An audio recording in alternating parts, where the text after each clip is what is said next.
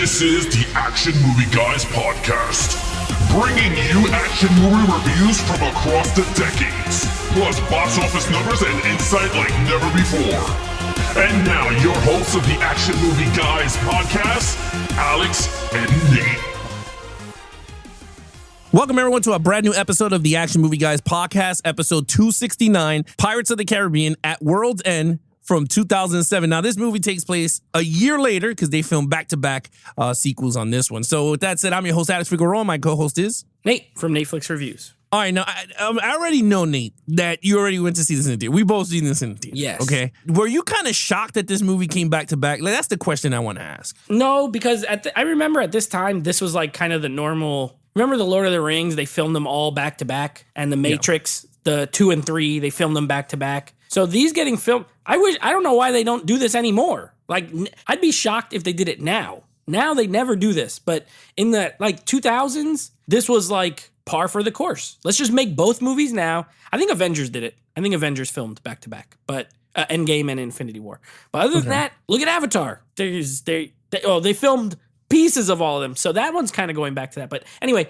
I used to love it because the movies came out close together. You know, now like this, you got to wait 4 years between movies when back then they were both done already. So one comes out in 06, one comes out in 07, and we're all happy. Yeah, I mean, there was other properties too, right? Harry Potter, Deathly Hallows 1 and 2, right? Yep. And then the new Mission Impossible, Dead Reckoning Part 1 and 2. But Both? they're still filming too, though. I mean, and then the writer's strike and all that stuff. So, I mean, I don't know, but you're right.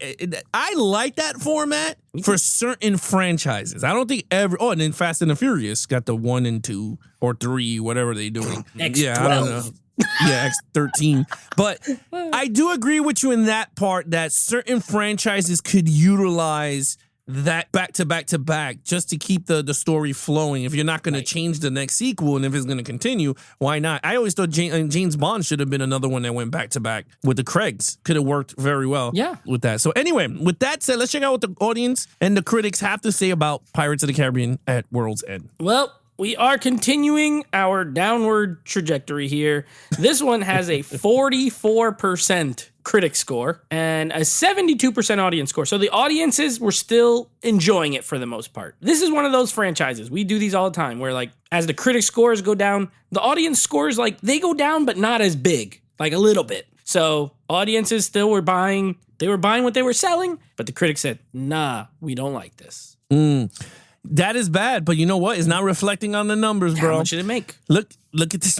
The budget went to 300, so it shot up from part 2. Okay, gosh. Yeah. Domestic 309 million, international 652 million. Okay, so almost a for a billion. worldwide total of $961 million. So like this, 2 and 3 combined was like $2 billion made. Pretty much. Yeah. With sales and, movies and all that. So you're really looking at it was successful. It's a juggernaut. I mean, regardless of what the critics says. Yeah. Huh? It was a juggernaut.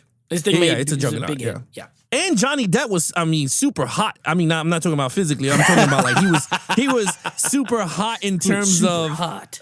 He was super gorgeous. Yeah. No, he was super hot like commodity at that time. Like everyone wanted to work with him at that time. So look at these. It looks like the franchise is still like a joke. I can't wait to see the final 2. See what happens. Does it go below? I know they don't make 900. I know that much. I didn't look. But I know we ain't hearing 900 million anymore. Yeah, I can't wait. But anyway, let's get into it, all right? Lead character, Captain Jack Sparrow and the whole cast in that lead character. 700 take it away. Characters in this movie. All right. Once again, similar, well, I would say even more than the last movie. Our man, Captain Jack Sparrow, takes a back seat at a lot of points. First of all, he's not in the movie until 35 minutes into the movie, okay? I timed it. I checked. I put the little clock up. I said, how much? Oh, where's Jack Sparrow? As soon as he saw him on the screen, I clicked the button and it said like 33 minutes or so. So he's not even in the first half an hour of the movie. For your lead character to not show up for that much of a movie is weird. I don't understand. I mean, I get why story-wise, but is a weird choice. especially because his opening scene could have been the opening scene of the movie. If you think about it, it could have been. The whole plot is them going to get him from Davy Jones' locker. They could have opened with showing what Davy Jones' locker looks like to him and then cut to the people going to get him, right? It would have worked, but no, they decided not to do that. And then once he does show up, I feel like he's still in line with what happened in 2. I still think Johnny Depp owns the role. He's fantastic in it. He did get a little bit of his humor back from the first movie more than the second movie. But again, they just do weird stuff with him. Like, and this will get more in storyline, but there's way too many like double cross. Like, you don't know who he's helping or not helping or aligned with or not aligned with. And then he has like little versions of himself that are talking to him on his shoulder. And I'm like, oh my God. And then this thing with the peanut, I'm like, enough with the peanut already. Like, I don't know. This is not his best version. He's still super great. Depp is still super great. But I don't love what they did with him in this movie. It's not gonna, to me, the first one apparently is the only one where he's gonna get a 5 because I gave him a 4 again here. And I almost gave him a 3, but I think by the end of it, I like how his story kind of concluded. So I go with the 4, a soft 4. Yeah, I mean, I gave him a 4 also, to be honest with you. It's way too many. I mean, it was way too many lead characters. I mean, you got Captain Barbossa, you got Will Turner, you got Elizabeth Swann. Now you got Gibbs, right? His right-hand man on the boat, Gibbs. Yep. Then you got the 2 other pirates. I forgot their names. You got Chow Yun Fat, guy. the Asian guy. Chow Yun Fat is another lead character. Then you got Keith Richards from the Rolling Stones as his dad. Calypso. It is way... Oh, Calypso, which I think she was bad. She was more bad than but good. I'm saying she had a big role. Like, she had way more Yeah, parts. she had another big role. Yeah, so you're right. Johnny Depp's character took a little shine back. But when he was on screen, he was still funny, though. Like, I was laughing. I mean, there was a lot of sexual innuendo in this. I mean, a lot more. And I was really shocked on the amount of sexual innuendos were in this, especially between him and Captain Barbossa with the binoculars?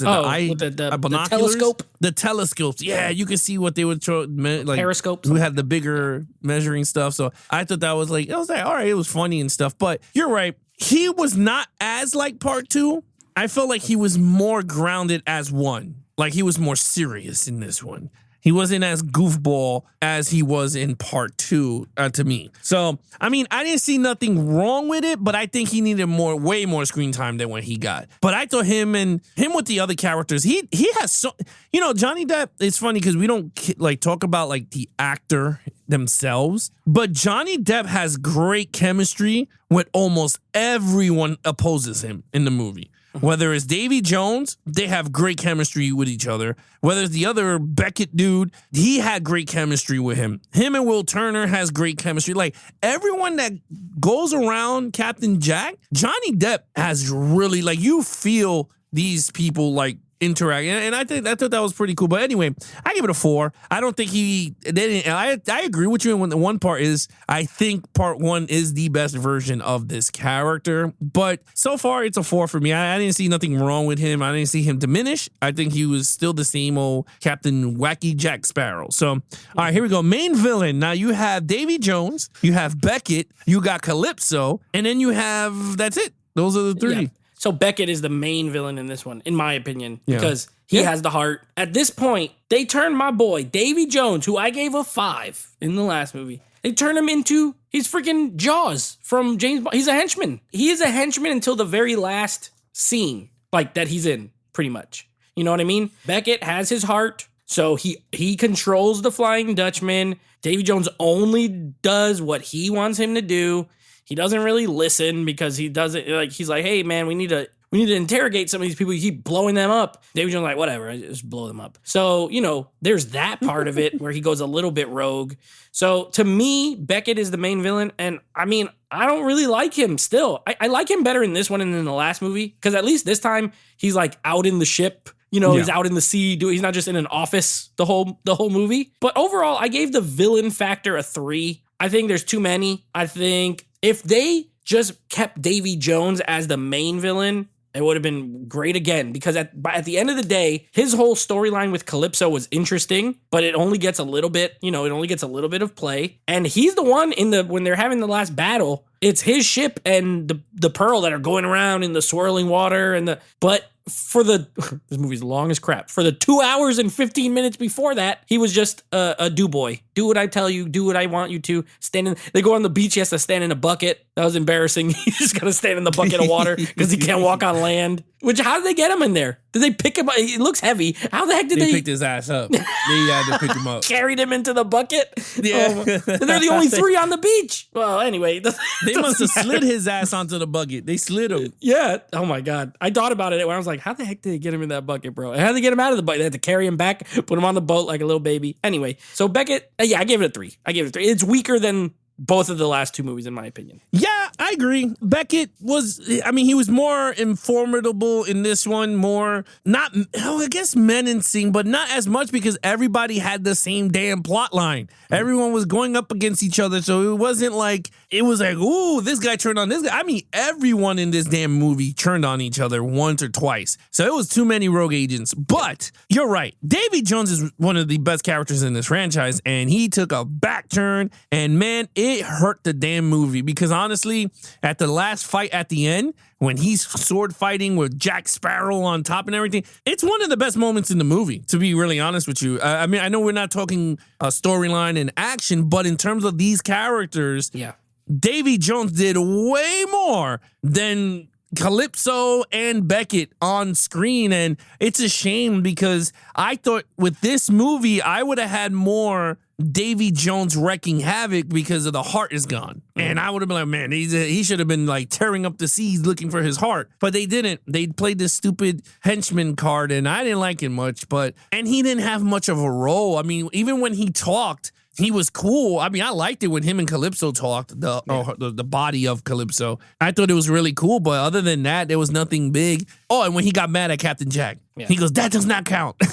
Yeah. when he was like, oh, he goes, technically I paid my debt. And he goes, that doesn't count. And I thought that whole bickering stuff was cool. But anyway, I gave it a 3 also for the entire ensemble. And if you really think about it, Chow Yun-fat was evil too. There's too many villains. There's like 11. Yeah, it was way too much. And that was the Singapore. I think they brought in that type of pirate. Like this one had way many pirates in the damn movie. You got France, Italy, Spanish, Singapore, Spaniards or whatever. Spaniards. Way too many people. But anyway, that's a 3. All right, action scenes. All right. So I thought we were back with this one. Okay. I love the opening action scene in this movie when they're in Asia and they're creeping around at night. Like that scene is great. The fireworks are going off. There's like sword fighting. There's shooting. There's explosion. I said, this is the pirates that I remember. It's back. And the sword coming off the floor. Yeah. And I'm like, they throw the swords up and they catch it. Yeah. I was like, sick. I love this. And then there's no action for like an hour and 45 minutes. Well, it's just talking and boats. That's all it is. And I'm like, oh my gosh, what happened here? They dropped the ball. That open. See, here's the thing. Gore Verbinski, he directed all 3 of these first ones. He could direct the heck out of it. I don't have any problems with the direction because he can direct the heck out of an action scene. Even the finale. I think the finale in this is really good too, with the big storm and the swirling water. And I love that. And then when Will Turner takes over the Dutchman and they do the whole like side by side blow up the other ship. That was hot. Yeah. Yeah, it was great. The problem is I just had to wait 2 hours between like action scenes. You know what I mean? And it really hurt it for me. I gave it a 3 because the execution is there, but man, I can't sit here and be like, 5 because it has 2 great action scenes, but the movie's 3 hours long and they're really far apart. Like they're not even close together. So for me, regrettably, it's a 3, but I will say the action that this movie does have is really well done and I enjoyed it. Well, you know, it's funny. That's what I'm giving the achievement award for. Okay. Like, I agree with 100% everything you said,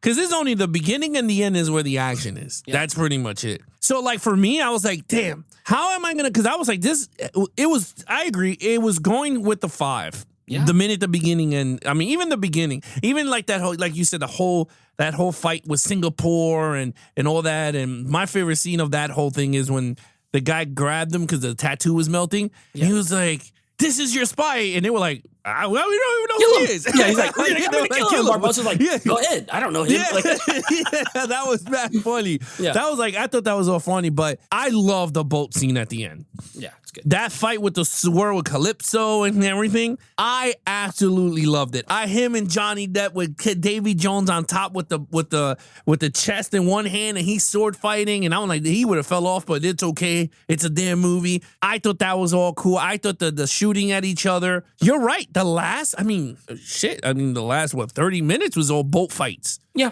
That's it. It was just straight up boat fighting to conclude the story. And I loved it. And it's a shame. But I gave it a 4. Yeah. I thought it was great. Yeah. In terms of the action, like, you're right. He directed the shit out of this movie. Yeah. And that's what I'm giving it to. I'm giving him the props for a 4 because honestly, he sucked us back in towards the end. Because I was, oh man, you're right. This movie is kind of long.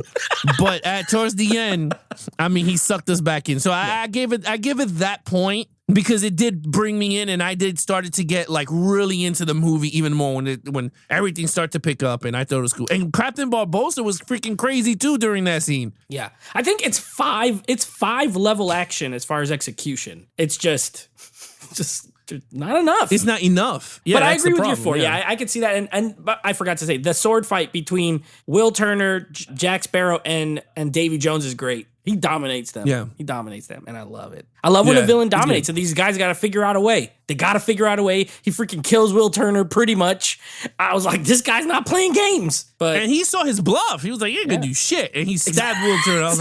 I was like, oh, damn. Yeah. Like, I was like, that was pretty cool. But anyway, I gave it a 4. You gave it a 3. Yeah. Storyline. It's a 3. This movie, you said it's kind of long. It's way too long. It's way too long. There's way too much going on. I watched this movie. Now, when we review these movies, just so the listeners can know, 200 and whatever episodes in, by the way, 269 times I've sat down to watch movies for this podcast. And 269 times I watch these movies very intently. Like, I don't go on my phone. I write all my scores after. I just watch it because I gotta get these scores. And I'm like, man, I'm paying attention, and there's way too many double crosses. It comes to a point, it's like, I don't know who is working with who trusts who, and it's okay for spurts, like, let's say in the middle of the movie, there's like a double cross, right? But you kind of get the idea, like, oh, I think they did that, for X reason. But this movie has so many that you can't really, like, I couldn't really tell. I was like, I have no idea. Elizabeth Swann was annoying again. Like, she keeps, she's like, I'm going to go on the adventure. At the end of the last movie, after she screwed him over, she wants to go and save him. She's the first one. I will save him. And then she's the first one to freaking do it again. Like double cross him again. And then she becomes the pirate king. And I'm like, wait a second. Is Jack Sparrow the main character, or is Elizabeth Swann the main character? Like, she becomes the king of all pirates. Sure, it was because he did that so that, it wouldn't be a tie. I get it. But why didn't he pick, like, Barbosa? Why didn't he pick, like, what is Elizabeth Swann? I don't know, whatever. So it was way too much going on. Chow Yun-Fat's character, I loved him, and then he dies. Like, pretty early. I'm like, what? Why? And his whole crew still lives. So we get to hang out with all the other Asians, but not the coolest one. This is too much. I still give it a 3 because I think it's solid. It's just too long, and there's way too many plot threads going all over the place. Yeah, I'm on the 3 too. I mean, we're so far on point with this here and there, but I give it a 3. This was way too long. I mean, way too long. I mean, I think I even texted you. I was like, this thing is long. I texted you. It was sunny when I started it. It was nighttime when it was. Yeah, this was long. And what's crazy? This movie, besides Desmond Chess, I saw this with Angelina's mom. We went together again when my mother-in-law's, and she loved this one. But she loved it because of the fight at the end. Like, she loved the battleship, but she loves the effects. I think that's what she went crazy for. But the storyline, I did not like Davy Jones' locker with Captain Jack. That shit was boring. It was weird. That was so so boring. We saw rocks turn into crabs leading the ship down. I did not like it. I'm going to be honest. Huh? The peanut. Get the peanut. I told you it was a peanut. Remember the last episode? There was a peanut. That's always I remember, his nasty ass nose. His sniffing. half peanut. Yeah. Yeah. And I never knew what was a significant of the peanut because even the monkey Jack got the peanut. Yeah. When Barbosa gave it to him, I was like, what was the significance of peanuts? I was just like, whatever. I didn't like that. I felt like you're right. Elizabeth Swann, it was weird. Why would they choose Elizabeth? But then again, if you look at her moral compass compared to Barbosa, I think Jack kind of figured was like Barbosa would just be like, we're out. Instead of Elizabeth were like, let's go to war. I think that's the only logical thing I'm thinking, because he knows what he is about and Elizabeth's traits. But I mean, I agree with you in terms of that. I mean, it should have went to Jack and he led the whole thing, but it would have been more funnier. Yeah. Though technically he did. It's just that he was more of, again, in the background in decision making. I don't know. I felt like Davy Jones should have had more screen time than what he got. But when he was on screen, I love when he terrorized the other guy. The evil dude from Beckett's right-hand man. Oh, yeah. And he kept telling him to do his job. And he was like, what did he tell him? He turned around and he said something, for now. And he just turned around and left. Yeah. Like, he goes, I own you. Oh, because he's like, I'm in charge. Yeah, the old guy. Yeah. Yeah. He was like, I'm in charge of something. He was like, for now. And he just turned around and went, doom. And I was like, man, I hope he gets him. And he got him good. Oh, he did.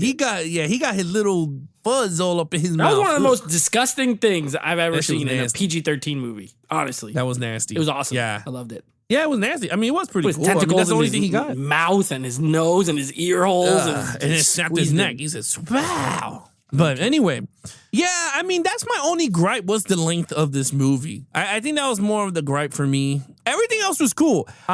Everything else cool. Going to the Davy Jones locker is one of the most creative things I ever seen. When the boat got a reverse, I like how they did that. The water. Yeah, I thought that was all pretty cool and everything. And when the Asian guy's foot was frozen, he broke his toe off. That was funny.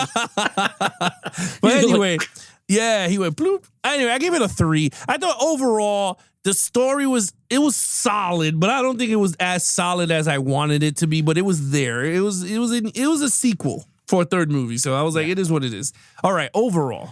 So overall, now this is the funny thing about this movie is you're right. I did see this at the theater, but guess what? I never watched it again. I have not seen this movie since 2007 because I remember walking out of the theater and being like, I didn't really like that. At the time, I was 20 when I saw this. I was like, I didn't like that. Wasn't into it. It was too long. Like it didn't work for me. So I always never wanted to revisit it. So I'm glad we did. I think, I agree with you in that I don't think it's a bad movie. The 44% is kind of, to me, I mean, that just means that a lot of people didn't like it. I guess I can see that, but I'm probably more in line. Like, I don't love this movie. I think it is a good movie. There's some good elements. I think visually it's beautiful. I think it looks great. You're right. I love the boat thing. I love that scene where the boat's like on the water and you can see the reflection of the sky in it, like in the stars. It almost looks like it's two skies and then the boat comes across. I think that's great. The whole thing with the green flash and all that kind of stuff that plays in, I thought that was cool. I do like elements of the story. I kind of like, even though it's kind of tragic, I like Will Turner becoming the captain of the Dutchman. To me, I think that was an interesting choice. He died, but if you stayed did you see the credit? Did you watch the end credit scenes for these movies? No, I didn't know we needed to.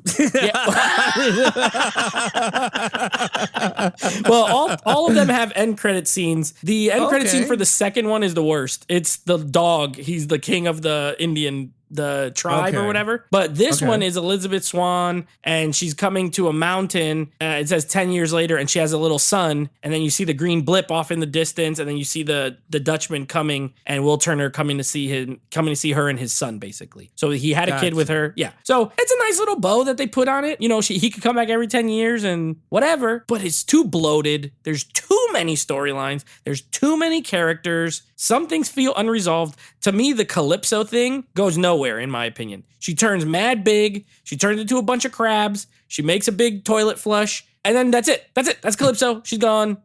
She makes this whole big thing about killing Davy Jones, but she didn't do it. They did. They stabbed the heart with the knife, and then So, I don't know. I feel like it was kind of pointless, even though it led to that cool scene where she touches him and he turns into Victor from Underworld. Yeah. I thought that was pretty cool. So I gave it a 3. I think it's fine. I don't hate it as much as I remember. I think I liked it more on the rewatch. It's just, I can't see myself watching this that often because it's just too bloated. I will say this. I agree with you. I gave it a 3 also. 1, she did kill Davy Jones because she helped the good guys. I guess. In that regard, them. yes. So she in that regard, the yes, scenario she gave the win. Yeah. But anyway, other than that, you're right. Calypso sucked in this movie. I thought she was going to be way bigger than what she is, but she was big. But in terms of the plot, she wasn't. She was mad big. Yeah. So I was like, it is what it is in terms of Calypso. My only regret with this movie, to be honest with you, they had to cut down some of these characters, man. Yeah. Like even like I don't mind if you're gonna have all these like what's his name, Chow Yun Fat, all these Keith Richards and all this. I don't mind it if they would have landed in the pirates whatever cave and they had to meet and everything and they all come out as cameos. I would have said, you know what, that is pretty cool. But when you introduce them into the story and now he's like trying to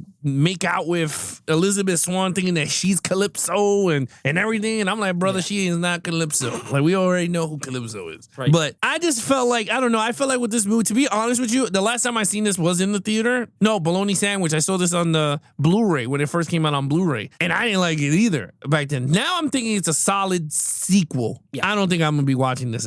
Actually, I don't even think I'm gonna be watching it again until there's a proper 4K for this movie. I will say, yeah, because this movie will look amazing in 4K, and I will rewind it to that battle scene at the end because that will sound amazing if you give me Atmos and it looks all crazy. But other than that, honestly, there's no need to return to see this. I can see 1 and 2 for a very long time, to be honest, because I like 2. I mean, for all the flaws that it has, I enjoy Davy Jones though. He was diabolical. Yeah. Anyway, 3 across the board, total points. 16 for me. 16. So this is the lowest score, but it's not a horrible score. Like it's a fine movie. I didn't go under 3 on any category. I think it's a kind of a middle. It's a part 3, if that makes sense. You know, these movies that are trilogies, and it's rare that the third one, every once in a while, the third one is great, but it's not as common for the third one to be like the best one, and that's the case here. I went 1 point above you. 17. I thought it was a solid sequel to this Pirates of the Caribbean. I don't think it's better than Dead Man's Chest. No. But let's see what happens with Stranger Tides, and then, of course, Dead Men Tales No Tales. What was the last one? Yeah, Dead Men Tell No Tales. Dead Men. That is one of the tongue tie. Yeah, that one. Like a tongue tie. That's a funny thing. Yeah. And so there's a cool part in this movie, by the way. I forgot to mention my fun fact. There's literally a part I think it's at the beginning, where there's like a voiceover, and it's literally the voice of the ride from Pirates of the Caribbean, the ride. You hear this guy saying, "Dead men tell no tales," like that. And that's straight off the ride. I've been on that ride a 1,000 times. So that kind of made me go, okay, I know what that, I kind of like that. And of course, the last movie is named after that line from the ride as well. So that was kind of a cute little nugget. Oh, we forgot to talk about the weirdest thing ever. What? The beginning when they were hanging everybody. I mean, they hung little kids. Yeah, you know, that is one of the creepiest shit that I've seen in a movie so far for Disney. But I'll let you take it. No. I'm glad you brought it up. You're right. I did forget. This has got to be the most R-rated PG-13 movie that I've ever seen.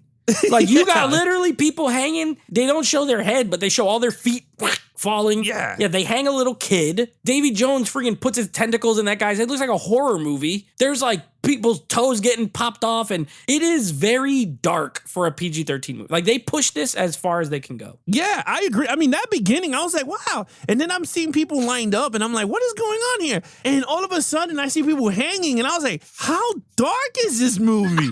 And then I saw the little kid singing, and I'm like, oh man, these dudes are starting to get all into it. I thought it was gonna be like chaos erupts. Hell no, they're all still gonna get hung. Yeah. That little kid hung. I was like, oh man, I felt so bad. But I do remember when this movie came out, it was a big thing. That kid getting hung. I remember it was on the news. Probably parents were like, we can't take our kids to see this movie. They're killing little kids. Yeah, I think I remember seeing like the news, like talking about the new Pirates of the Caribbean is very raunchy. Like dark. But I mean, that was like, this shit is dark. Yeah, but it's very I mean, it was kind of dark though. If you really look at it, it was darker than Dead Man's Chest. Dead Man's Chest didn't feel like it. All three of these are like pretty edgy for PG-13. But this one is the most. The line. Yeah. I think it's pushing the line of between R-rated and PG, and is sticking to that line a little bit. They made just enough cuts for. They probably took it to the MPAA. They said R, and they said they snipped 1 second, and they said PG-13. They said, all right, we're good. Let's send it out.